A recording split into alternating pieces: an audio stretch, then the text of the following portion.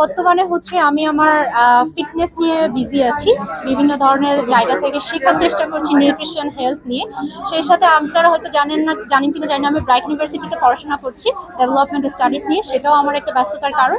আর সেই সাথে হচ্ছে আমার জিম, যেটা আমার আমার নিজের একটা জিম আছে শান্তিনগরে, প্রোএক্স ফিটনেস জিম, ওটা নিয়েও আমি ওটা দেখা যায় যে মনিটরিং এ আমি আছি, অপারেশনালে আছি, যেটা হচ্ছে যে সবসময় দেখাশোনা করি। এইগুলোই হচ্ছে আমার। সেই সাথে হচ্ছে আমি দেখা যাচ্ছে পিয়ার প্রমোশনের কাজ করছি, অ্যান্ড মাঝে মাঝে মডেলিং এর কাজ করছি, ফটোশুট করছি।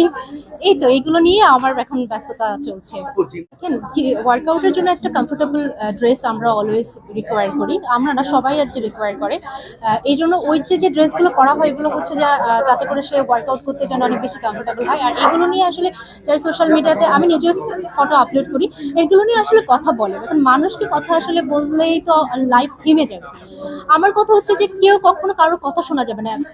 কথা কথা না শুনি আমরা, কারণ কি জীবনটা আমাদের, পথ চলাটা আমাদের, স্ট্রাগল আমাদের, আমরা জানি আমরা অ্যাকচুয়ালি কি করছি।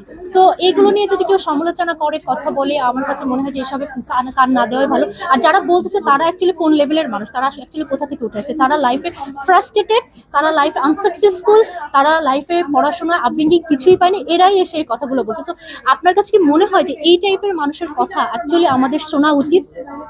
দ্যাটস ওয়াই আমার কাছে মনে হয় this is a very silly matter, আর এগুলো আসলে শোনা আসলে কোনো দরকারই নেই।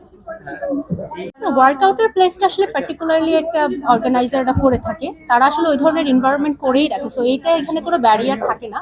সো এটা আসলে স্বাচ্ছন্দ্যভাবে করা যায়, কারণ এটা তো আর এমন না যে আমি ওপেন প্লেসে করছি এই জন্য যে আমার ব্যারিয়ার হবে, রাস্তা থেকে মানুষ এসে বলছে এই তুমি জিম করছো কেন।